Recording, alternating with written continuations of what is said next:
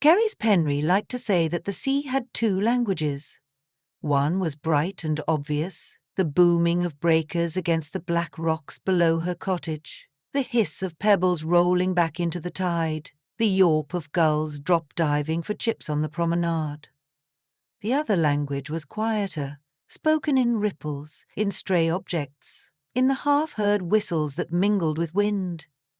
That second language had always been her favorite. It was vague enough to let stories grow inside it, and stories were how Caris earned her living. Most afternoons, after walking her terrier Bryn along the headland, she pushed open the crooked studio window and set watercolours out to dry. Pinkish sunsets, emerald reefs, lemon cellar dories. She illustrated picture books for publishers in Cardiff and London, and her specialty was pirates, silly, lovable swashbucklers who adored marmalade, misheard orders, and never remembered where they buried their treasure.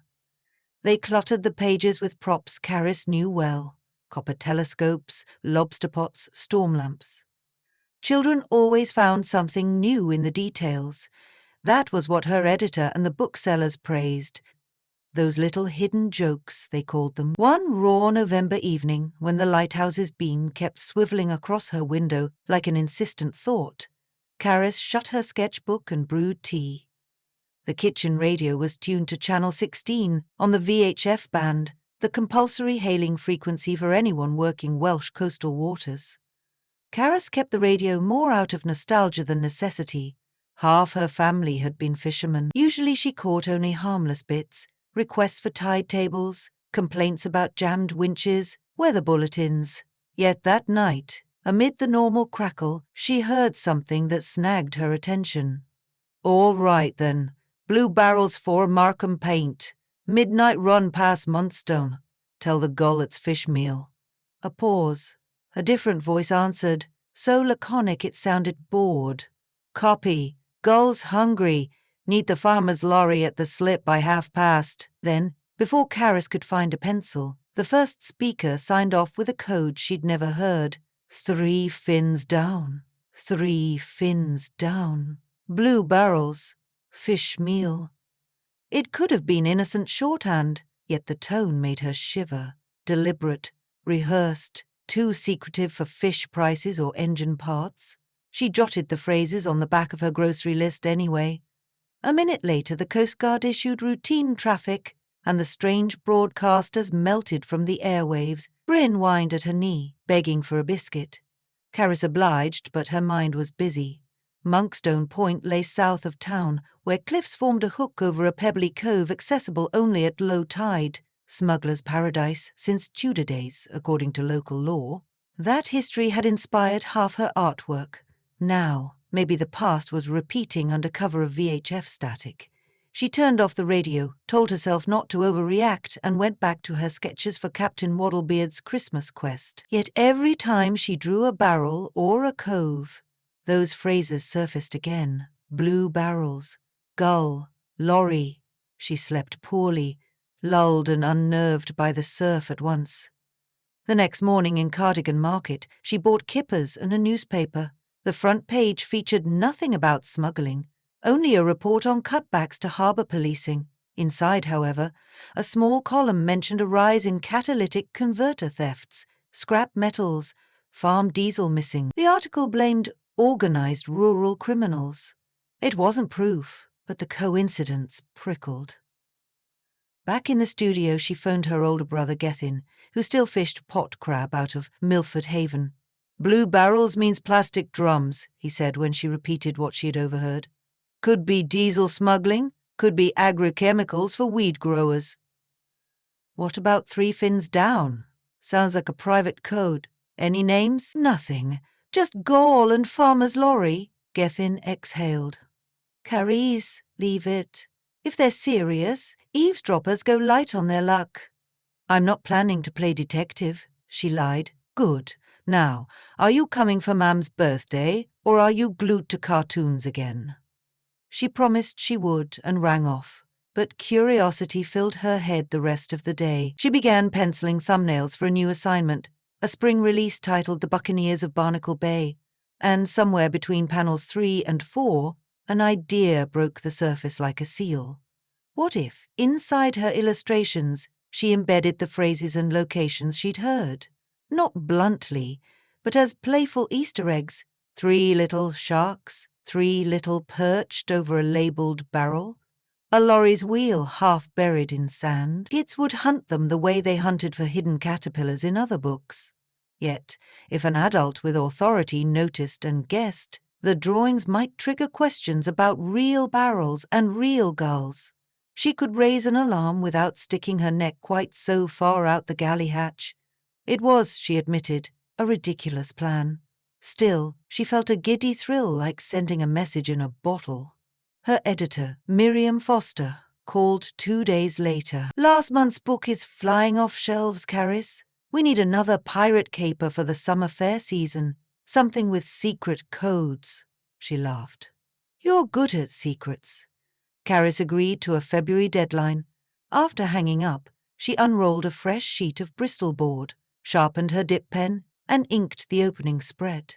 A sunny bay shaped exactly like Monkstone's outline, though she changed the headland colour and moved a lighthouse, so no geography teacher could accuse her of plagiarism. On the sand she placed 4 plump barrels, painted sky pule, each stenciled PAINT. A seagull eyed them. In the corner of the picture she lettered a rhyme on a fluttering scrawl. 3 fins down, the sea-wolves creep.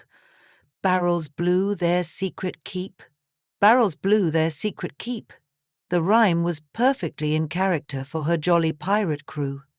Yet it also preserved word for word what she'd heard.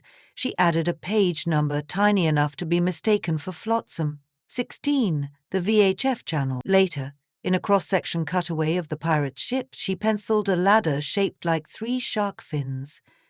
It was fun and satisfying to nudge real menace into make-believe. But she didn't intend to stop there.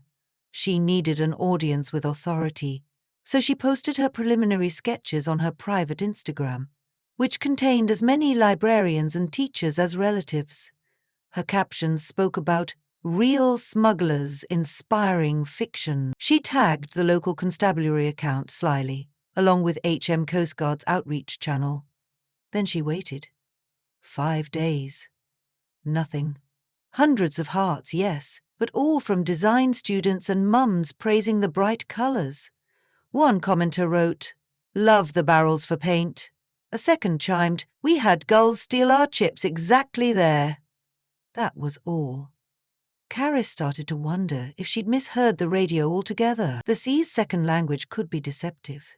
Maybe 3 fins down was a running joke among crabbers. Or maybe the police proxy running social media thought her post an eccentricity. She put the matter aside to meet Miriam's deadline. Storms pummeled the Welsh coast that month. Her cottage shook and the radio reported force 8 gales. Still, smugglers thrived in rough weather. She kept half an ear to Channel 16 while she painted. Several nights she caught more of the cryptic voices. Pontoon at Freshwater East Hatch unlocked. Run postponed, flats flooding the brine, stick to Tuesday. Farmer says lambing noise covers engines. Always the same calm delivery, like reading from a grocery receipt. Meanwhile, the newspapers tallied no arrests, no Coast Guard interceptions. Caris bit her nails until her cuticle bled. By mid-December, her pirates were nearing their climax, a midnight landing on a moonlit cove. Into the background cliff she inked a chalk sign that said fresh water less than east. The last 2 words stacked vertically as if they'd broken off. In the next spread, she tucked a battered farm truck behind dunes. Bryn, sketched for the first time into one of her own books, pointed at its wheel tracks. Even in watercolour, her terrier looked heroic. She scanned the pages and mailed the high-resolution files to Miriam.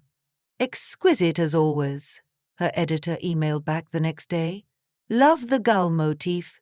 Are you sure you want so many barrels? Won't they confuse children? They're plot critical," Caris replied. "Trust the barrels." Christmas arrived. Gethin poured whiskey. Mam criticised Caris's diet and bragged about her book signings. The cottage felt safe. The suspicious radio chatter, distant. Then, 3 nights after New Year's, she heard a phrase that stopped her hand mid-brushstroke. 200 hours, Black Rocks beacon dark. Lights out or gull gets clipped. Black rocks were directly beneath her house.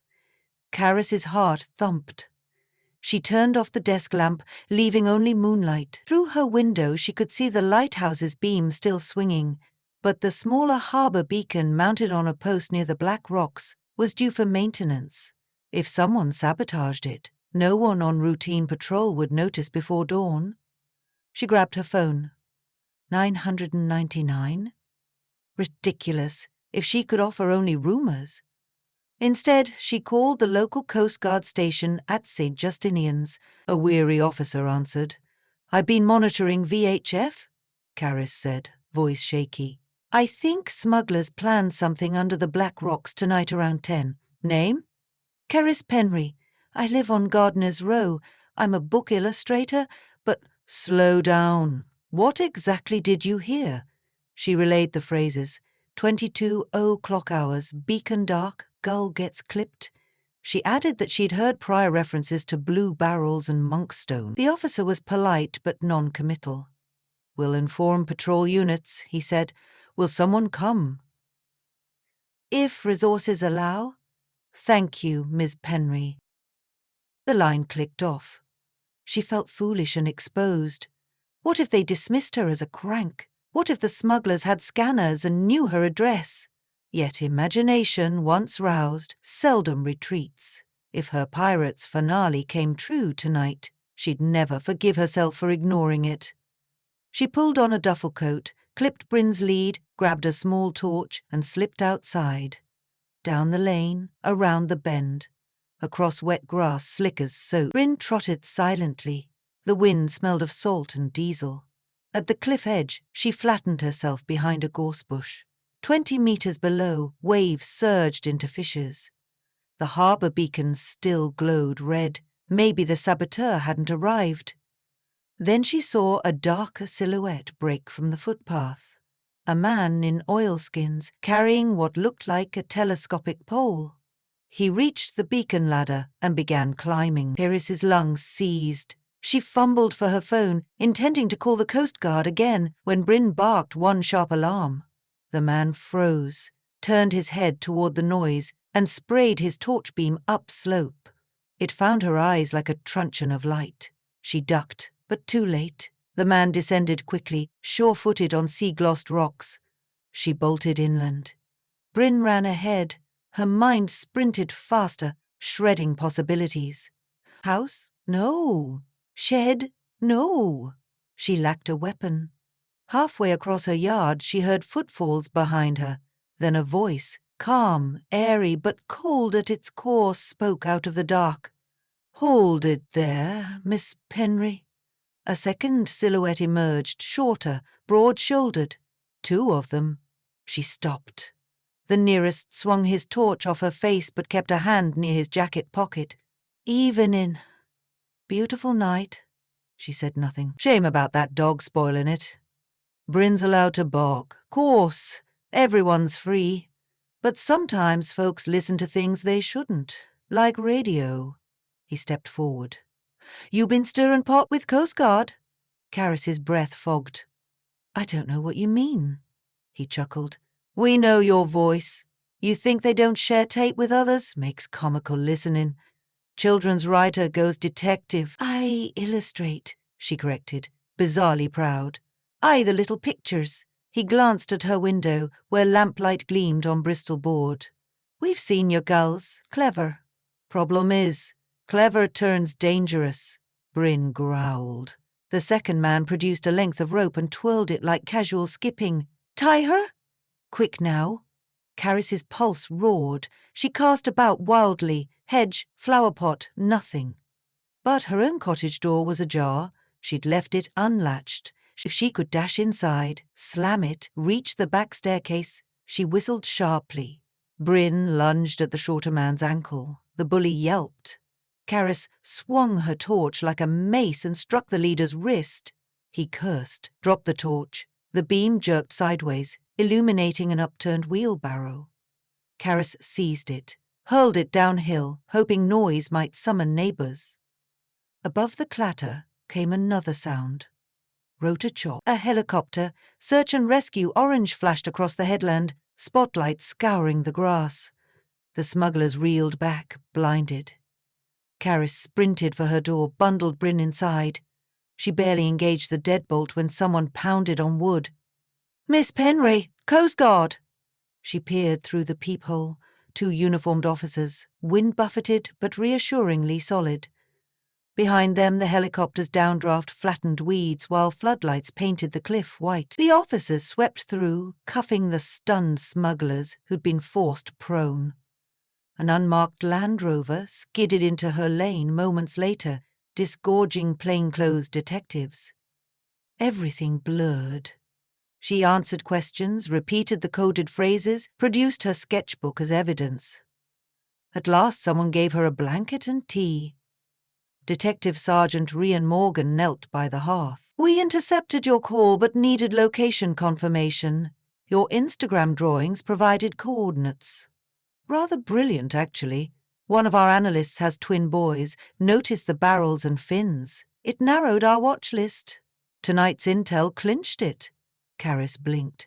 So the pictures did help? Immensely. We'd suspected a diesel laundering outfit using farm vehicles. Your lighthouse vantage is perfect. We couldn't station overt surveillance there without tipping them off. She stared at her trembling hands. The ink stains seemed suddenly heroic. Outside, dawn smeared pink across the horizon. A forensic officer descended to the cove to photograph 4 blue plastic drums, half buried in shingle, still labelled paint. Diesel fumes hung in the air. Over the next weeks, newspapers hailed the bust as the picture book sting. They printed side-by-side images, Caris's barrel illustration and the real contraband. Kids in school assembly cheered that the pirate book had caught pirates, and teachers invited her to talk about art as investigation. Miriam phoned, euphoric, promising deluxe editions. The publishing house drafted a marketing line, "Can you spot the clues that cracked the case?" Caris laughed, weary but glowing. Yet the sea's second language was never done whispering. One drizzly February morning she received, registered post, no return address. Inside lay a single index card. On it, in neat ballpoint script, were 3 words, 2 fins left. Bryn barked at nothing, gulls screeched overhead. Caris closed the door, switched on the VHF, and reached for her sketchbook.